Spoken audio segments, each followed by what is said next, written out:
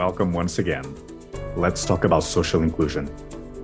We ask today, what is an inclusive city and how do we create one? My guest, Karine Duplan, will help us answer this question and explore the concept of the inclusive city for gender and sexual minorities. We focus on targeted publics of inclusive policies that concern gender and sexualities. But we also explore how participation reshapes urban citizenship and what are the implications for social justice.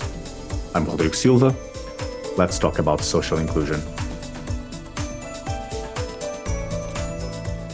Karine, welcome to our episode. Thank you.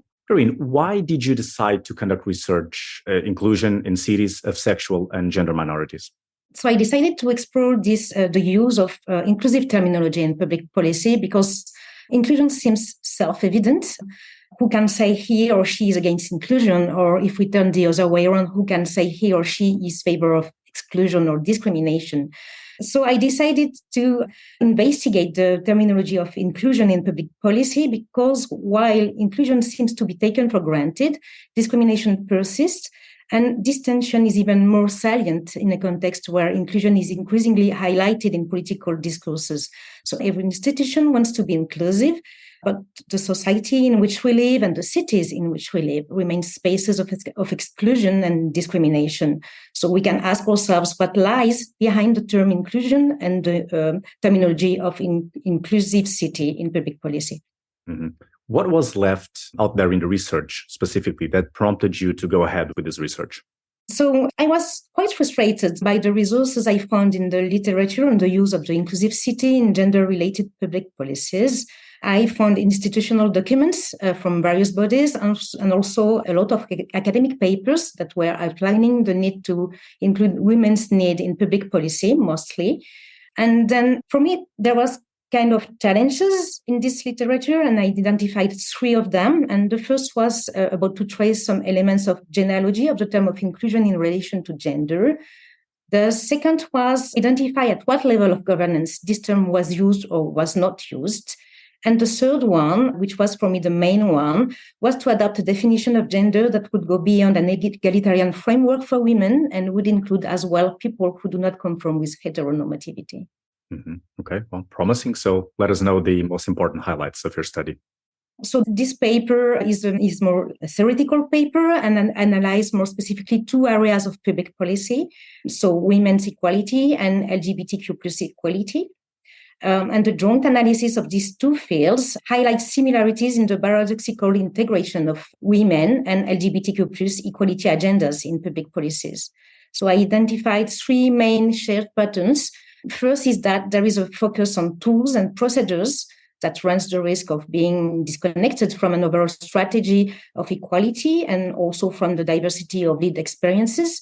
And this leads to forms of technocratization that prevent transformative change. For example, this is the case when the accessibility of public space is advanced by means of statistical indicators rather than through a critical analysis of the power dynamics that prevent women and gender and sexual minorities of a full participation to the public realm.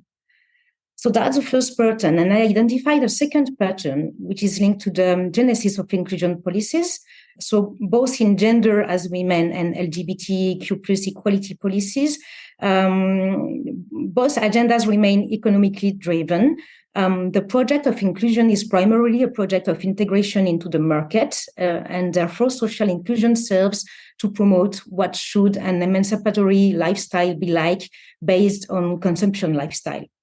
So this issue is also linked to the definition of the public targeted by inclusion policies, namely a citizen who participate in the markets through consumption practices. And this limits the public of most inclusion policies to middle-class subjects who are also most often white-able cis subjects.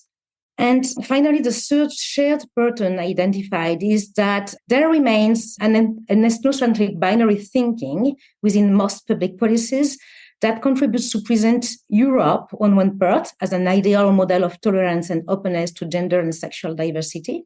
And these equality policies portray then an ideal model of citizenship who is economically independent and socially emancipated.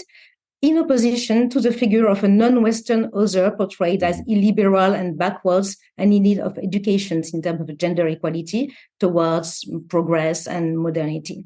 So as a wrap-up on the outcomes, the inclusive city appears more as a desirable ideal for cities than as an operational mode of governance, and it has become a kind of normative framework for virtuous urban development based on consumption lifestyles. Mm-hmm, mm-hmm. And this links a bit that I liked in the beginning when you said that we like to say that we're all inclusive, but we still find a lot of exclusion spaces in cities. So being this more of a theoretical paper, and you've highlighted as the three main conclusions, what can you tell us about consequences for public policies? Well, I think that if we draw on this idea of the inclusive city as an ideal and normative framework for urban development, it's worth asking whether it has not become more of a buzzword that eludes power relations. To illustrate this, we can highlight how the inclusive city model refrains itself from challenging the heteronormative structures that produce inequalities, and also underline how heteronormativity and capitalism remain closely linked one to each other. So for the inclusive city to overcome the drifts of neoliberal governance and reach its democratic potential, there is a need to work with a reorientation of planning. This means not only recognizing LGBTQ plus subjects, but rather placing them as central to the making of a more inclusive city. And this could be done, for instance, by working more closely with grassroots movements and through participative action research methodologies. Mm-hmm. And academically, what are some venues for future research? So as this is more a theoretical insights on the issues of inclusion and the inclusive city, I would say that now there is a need to confront this with empirical data, and to do this and maybe drawing on a more would say insurgent perspectives, I would call for a focus on participatory action research with grassroots organization, with the aim of leading to the opening of more queer creative futures. So this is what I will be following in my forthcoming research project. We will be starting next spring on urban specialities and senses of belonging of queer exiles with participatory action research methodologies. Perfect. Karine, this has been a very straight to the point episode. But if someone just came into this conversation and didn't listen to what you said before, if you could sum up this conversation in 1-2 sentences, the punchline, what would it be? So I would say that it's important to remember that inclusion and exclusion go always one with each other. So it's important to remember that inclusion is more like an ideal which is complicated to reach.